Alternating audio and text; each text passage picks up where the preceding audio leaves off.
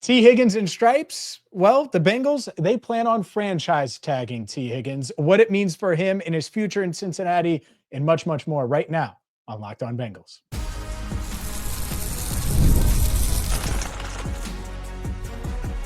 You are Locked On Bengals, your daily Cincinnati Bengals podcast.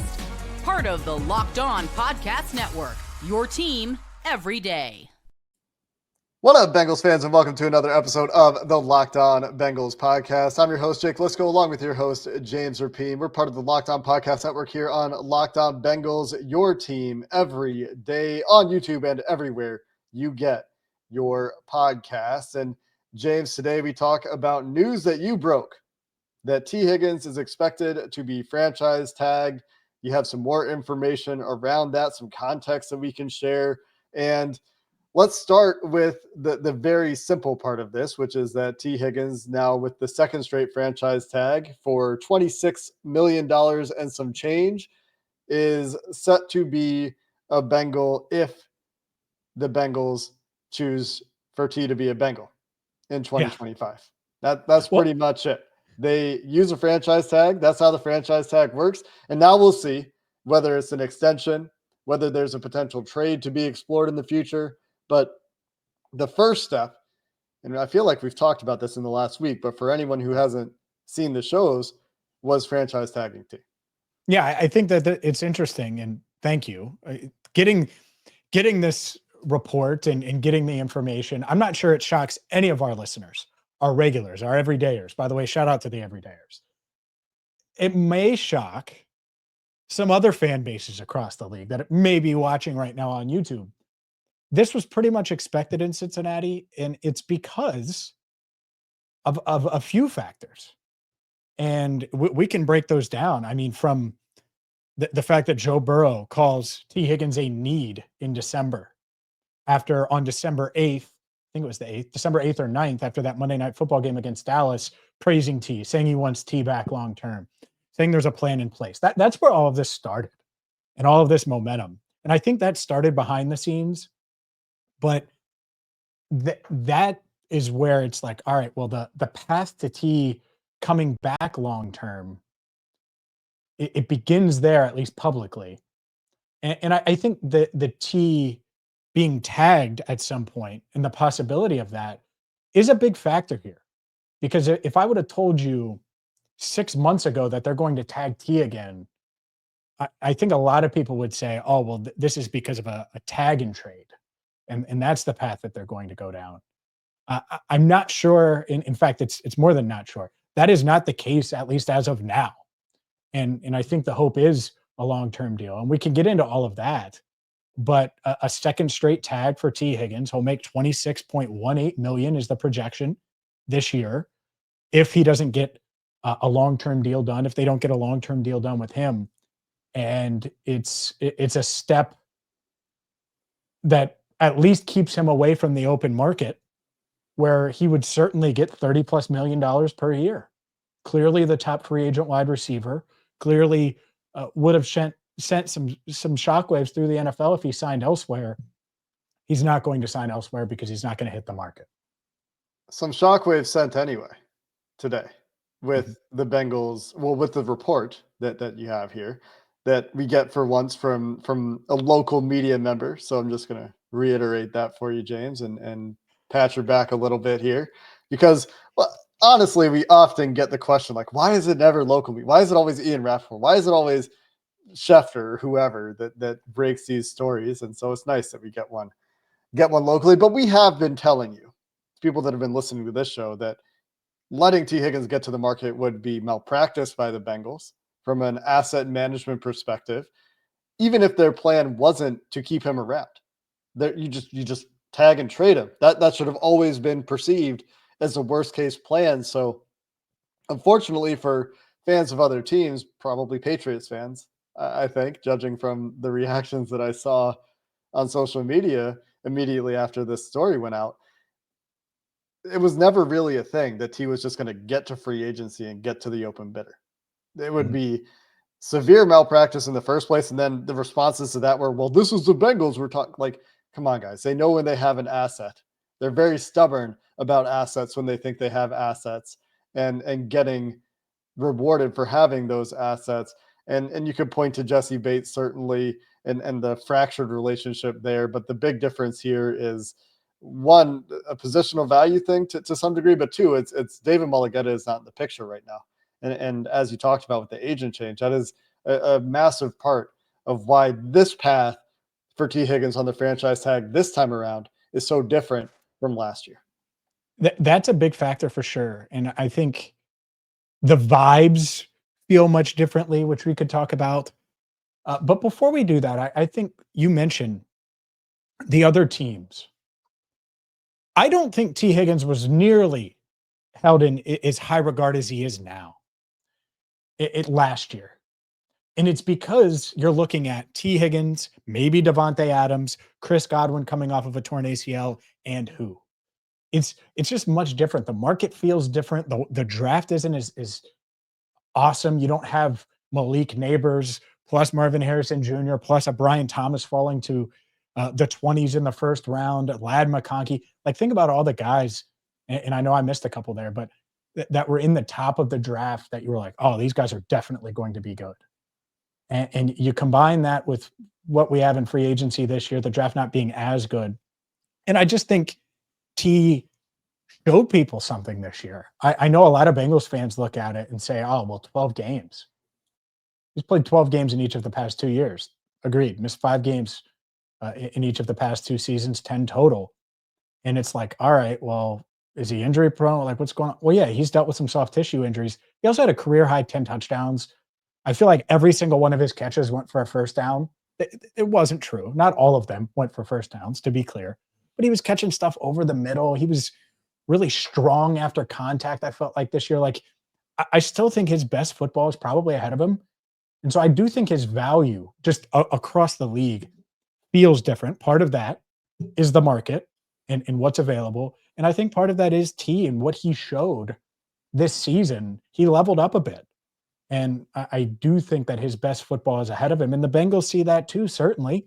They see the market. They see everything around it. And this asset in Tee Higgins, and I don't think they ever, once they really let the dust settle and looked at everything, I don't think they had any intent of letting him hit the open market. Yeah, you talk about the way he leveled up this year. We were talking about that going back to training camp when I was in town last year and got to see Tee Higgins in person in training camp for the first time last year before we got to see him in any games. It was obvious that, to me, his athleticism took another step last year. His movement ability, he was just moving better in camp. And I think his ability to separate on the routes where the Bengals ask him to separate, which largely slants and breakers from Tee Higgins, comebacks, sure, certainly as well, part of his game. But that was all, I think, better. And I think maybe even more impactfully or more noticeably, he was running hard after the catch. Mm-hmm. And that was such a big aspect in terms of talking about, the amount of catches he had that went for first downs. He's a big player for wide receiver. He's got size on a lot of corners that he faces week in, week out. And so putting that size to use in running through some guys was pretty fun to watch with Tee Higgins this year, part of that leveling up process. Let's continue the conversation here and get into why this year might be different from last year. Why Tee Higgins, despite knowing this was coming or having the expectation that this was possible, could still be bristling a little bit. This isn't the ideal path, and why perhaps it's necessary from a timing perspective, what the various incentives are for the Bengals versus the player side versus the agent side. More angles here to discuss with this planned franchise tag for Tee Higgins coming up next. This is a message from our sponsor, Intuit TurboTax. Taxes was waiting and wondering and worrying if you were going to get any money back, and then waiting, wondering, and worrying some more. Now Taxes is matching with a TurboTax expert who can do your taxes as soon as today. An expert who gives you your taxes their undivided attention and work on your return. And as they do that, you'll get real-time updates on their progress so you can focus on your day. An expert who will find every deduction possible, file every form, every investment, everything with 100% accuracy. All so you can get the most money back guaranteed. No waiting, no wondering, no worries. Now this is taxes. Get an expert now at turbotax.com. Only available with TurboTax Live full service. Real-time updates only in iOS mobile app. See guaranteed details at turbotax.com/guarantees. Let's talk about T's perspective, as he assuredly knows this. If you know this or you're able to publish it, how do you think T is feeling today? Do you think that there was good communication done? Do you think that, think back to last year and how he felt after being franchise tagged the first time? How do you think T's feeling about this? I think he knew not only that it was possible, but in a large part likely that this could happen. And it still doesn't necessarily need to happen. I guess that's an important part here too. They could find common ground on a long-term deal. The guarantee is that they're guarantee. See what I did there? That T will not get to the market. They're not going to let him get to the market. They'll tag him before that March 4th deadline. The tag window opens up, full disclosure, Tuesday at 4 p.m. Eastern time. That's February 18th, and is open for 2 weeks, March 4th at 4 p.m. And so by that 4 p.m. deadline on March 4th, and it could come much sooner than that, it's kind of up to the Bengals. And that's where the negotiating part of this comes in. If I'm T, and I do think T wants to be in Cincinnati, this is part of why you changed agents, is you didn't want it to be as ugly. And I think what David Mulligetta would do on a second straight tag was say, all right, let's get you out of there and let's go get you a deal. And that would mean a trade demand. I don't anticipate that happening here. I think that Rocky Arsenault in Alliance Sports, their plan is to get T a long-term deal in Cincinnati. And where those talks are, I do not know, full disclosure. But knowing that you're going to get tagged now, knowing that that's the plan, I think that does set the stage to get something done long-term. And I really, maybe I'm crazy here, I don't think it should take that long. I think we kind of know what the Tee Higgins market is. And that's why you're seeing those reports that he could hit that $30 million per year mark. I think he would have if he were to get to free agency. Is he going to be mad if the Bengals offer him $27 million per? Like, I wonder that. I wonder what he's looking for. I wonder what the Bengals are comfortable with. But I do think that both sides are hoping to get to a long-term deal, which is the biggest difference between last year and this year, Jake. Yeah, I mean, last year, go ahead. I was just going to say, I think that's worth underlining, that is the key difference. But there are a number of other points that I wanted to get to and what you just said. So if you wanted to complete that thought before I jump in, go for it. Yeah, the biggest difference is he was tagged last year, and I don't think there was really any motivation on either side. As weird as it sounds, like, of course, T wanted a long-term deal. I'm not sure there were talks, period, to be quite honest with you. I would not be shocked at all if there were zero talks from a long-term extension standpoint. The plan here is the opposite. I think both sides want to get something done. That's the desire. We'll see. Still needs to come together. But I think the intention feels much, much differently than it did a year ago. Oh, 100%. The plan has been for a while now to try to get a long-term extension done with Tee Higgins. Now, there's so many angles here, I think, to still uncover, one of which is what the franchise tag does to the Bengals from a cap perspective. I want to make sure we get to that as well. And it's something that we'll cover again when and if the Bengals officially apply the franchise tag to Tee Higgins this year, because it does carry a cap burden for 2025 until something is resolved, whether that's an extension or a trade. But in terms of timing, say that there's an understanding between the Bengals and Tee Higgins that there's a mutual desire to get a long-term extension done, which I believe there is. Mm-hmm. And you mentioned last year that wasn't the case. The Bengals last year put the tag on T because they kind of threw their hands up and said, you know what, we're not even going to, we're too far apart. Here's a tag. We don't have to worry about it anymore. You know what's going on. And the timing will be interesting this year. We might see it early again. We'll see when the tag or when and if, I guess, in case they get an extension done first. But why I don't think an extension will get done first is that the agent and the player are so incentivized to at least put up the appearance of a fight, Yeah. even if it's not directly a fight. If you are an agent or an agency, which is certainly involved in this negotiation, right? Rocky Arsenault, the agency, you don't want to be seen as representing the number one free agent in the NFL, according to various rankings this offseason, Mhm. and accepting a deal below market value, open market value. And he's out there floating to journalists that 30 million is coming from him, right? Like that's coming from the agency. It's not coming from teams necessarily. So he's trying to set the market value, right? Mhm. As we see agents do often by talking to media sources. Oh yeah, he could. We're expecting, somewhere around 30 million. And then you're going to take a 27, maybe 26. I don't know what the number, maybe it's even 28, something that is below what he could have gotten on the open market before there's even a franchise tag. You're not even going to make the team, try and do this evil thing that now you, the agent and the player have to deal with. And well, they use a franchise tag. So they have this leverage, and they do. The Bengals do have that leverage of the franchise tag, but from an optics perspective, both for the player and the agent who wants to be seen by future potential clients as being able to get them the most money, Yep.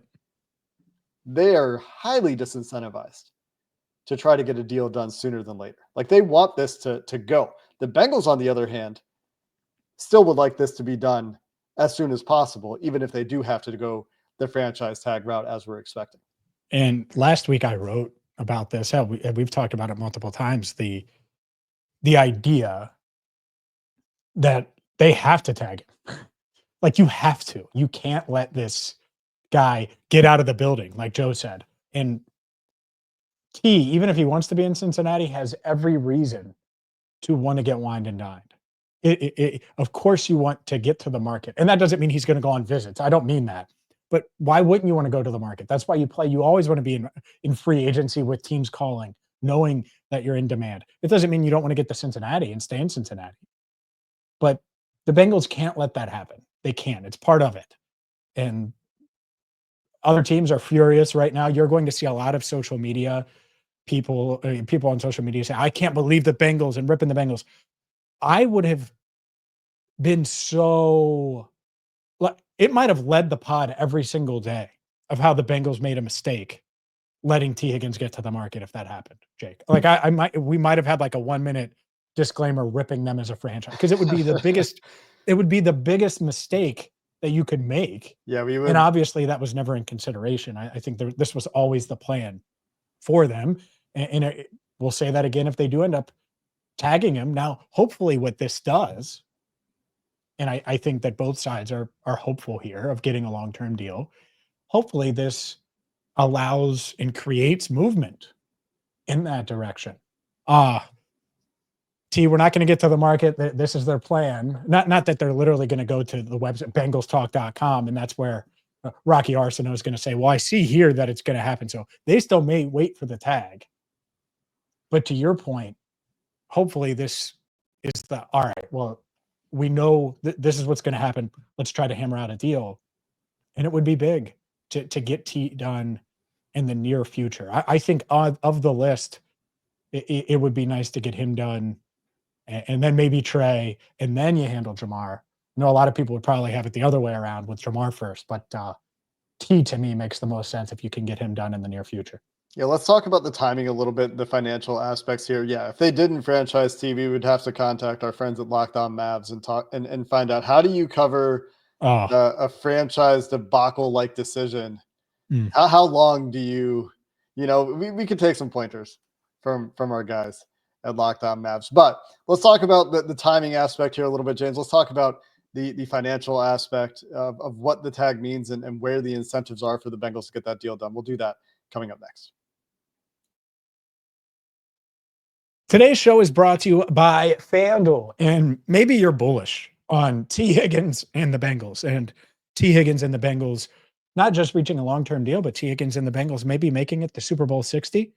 Super Bowl 60. Well, The good news is you can get in on all of the future bets for the 2025 NFL season. You can get in on all of the NBA bets with the NBA set to pick up after the All-Star break. Whether you think that the Oklahoma City Thunder are going to keep it rolling or that Jake Liscow's Chicago Bulls are going to figure it out. Spoiler, they won't. You can get in on all of the fun with FanDuel, America's #1 sports book. And right now, new FanDuel customers get $150 in bonus bets if your first $5 bet wins. Just visit FanDuel.com to join today. That's FanDuel.com to join today. And it's your shot for $150 in bonus bets. FanDuel.com. Make every moment more with FanDuel, the official sports betting partner of the NBA. So we've mentioned the $26 million number that comes along with the franchise tag and some change. What is it? 0.18. Some amount of hundreds of thousands of dollars tacked on to the end of that $26 million number. That franchise tag, as last year, equals the cap hit for Tee Higgins. And so, from a timing perspective, it makes a lot of sense for the Bengals to, as soon as they apply that franchise tag to Tee, work on getting the long-term deal done as soon as possible.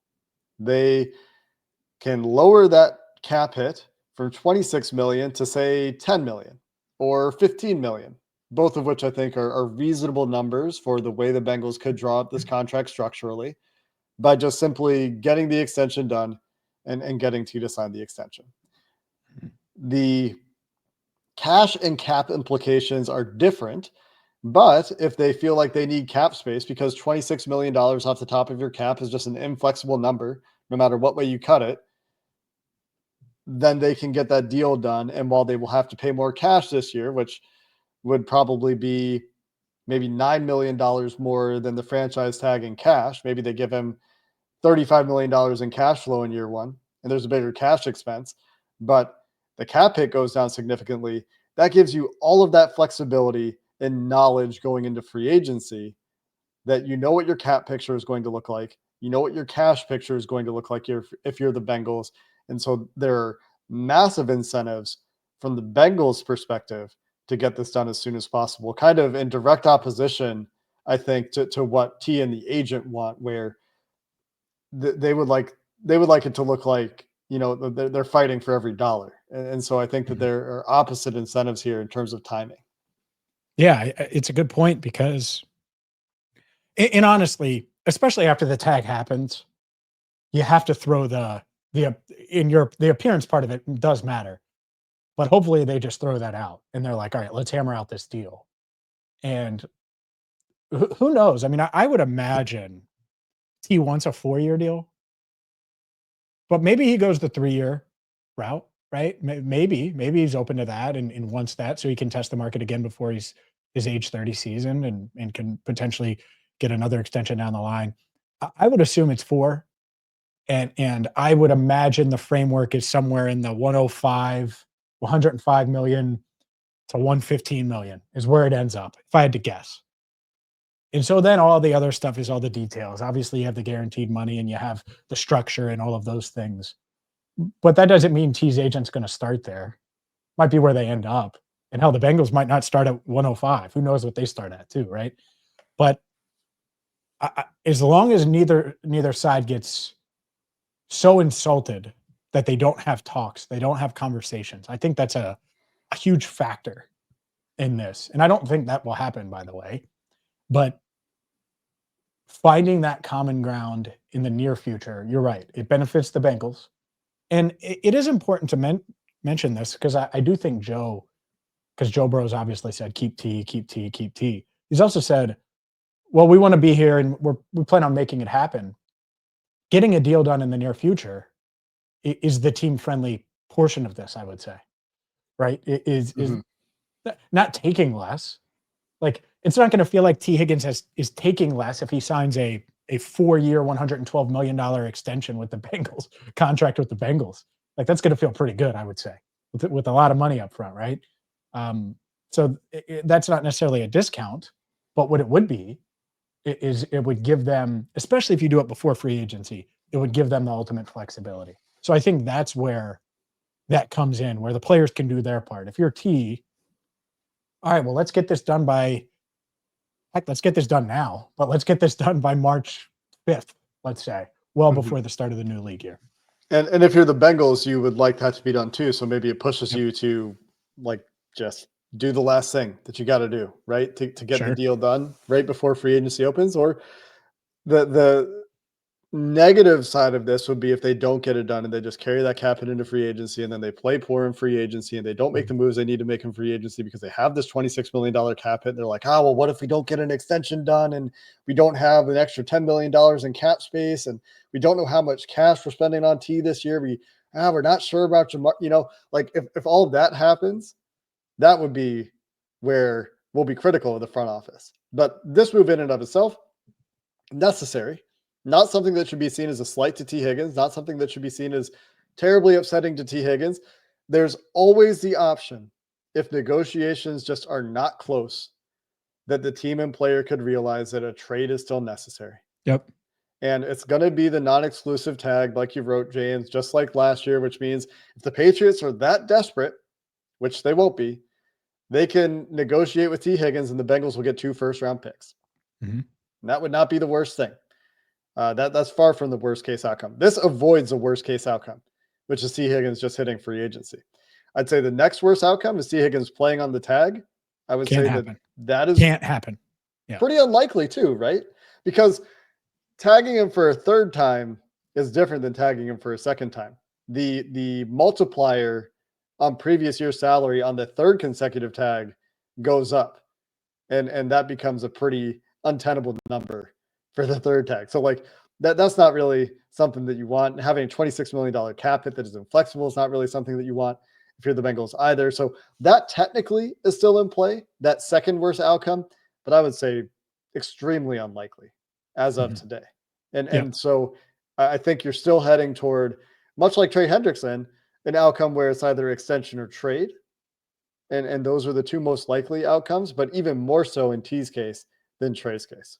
Yep. The Bengals had 0 leverage before deciding to go with the tag. And now it gives them all right, well, let's figure this out. Let's keep you here. And if not, they'll at least get something for him. And that's up to this point. I think that's all you can ask for. You hinted on this, or not hinted on it. You said it on yesterday's show. These deals don't get done in February. Very rarely does that happen. And so be patient, Bengals fans. The Bengals aren't late to the party yet. Now, I get why you're nervous. I do, no doubt. But this was a necessary step. It's not the wrong step. It is the right step. And hopefully it's just the next step forward to them either getting a long-term deal done in February, which again, I think would be pretty surprising, or early March, or applying the tag. In the moment they apply the tag, then things could get really, really interesting, I think, from a long-term extension perspective, because I think that's what most people want. I think there's a decent amount of people that would be open to the trade idea. Fine. I'm not sure anyone wanted to just see him leave in free agency, because there's very few scenarios, if any, where the Bengals are much improved in 2025 as a football team when you lose Tee Higgins for nothing. Yeah, I think that actually might be a good reason to get the tag done early. If your perspective is that the tag allows you to just be like, all right, the tag is done. Let's talk. Because free agency comes quick in March. And I think right before free agency would be probably best case scenario to get this done. Realistically. Like maybe it gets done earlier, but wouldn't be surprised if you see this go into the first week of free agency either. And so between the Tee Higgins decision, the trade decision, the Jamar extension, a lot of big financial impacts there that the Bengals will want to work through, in my opinion, as soon as possible, because they might have, roughly $60 million in cash, new cash for those 3 guys. And then they'll have another $60 to $100 million to spend on other guys. Less than 100, maybe 60 to 90 million to spend on other guys, in addition to all the cash they already have set aside for next year for contracts that they've already got. And so having a clear financial picture and cap picture means that the Bengals, and we've said this a few times, should be very busy between now and the start of free agency, and should expect to hear this pick up late around the combine, right after the combine. We'll start to hear, I think, a little bit more, but there might not be much news until just before free agency. Hopefully, that would be a good time for the Bengals to get this stuff done. And exploring options with Trey Hendrickson, something that we've alluded to a couple times. That will be the next episode here on Locked On Bengals, barring other significant news between now and then. We'll talk about whether there are good alternatives for the Bengals just getting an extension done with Trey. Until then, a lot going on. Thanks for listening to this episode of the Locked On Bengals podcast. Hoo day, and have a good one.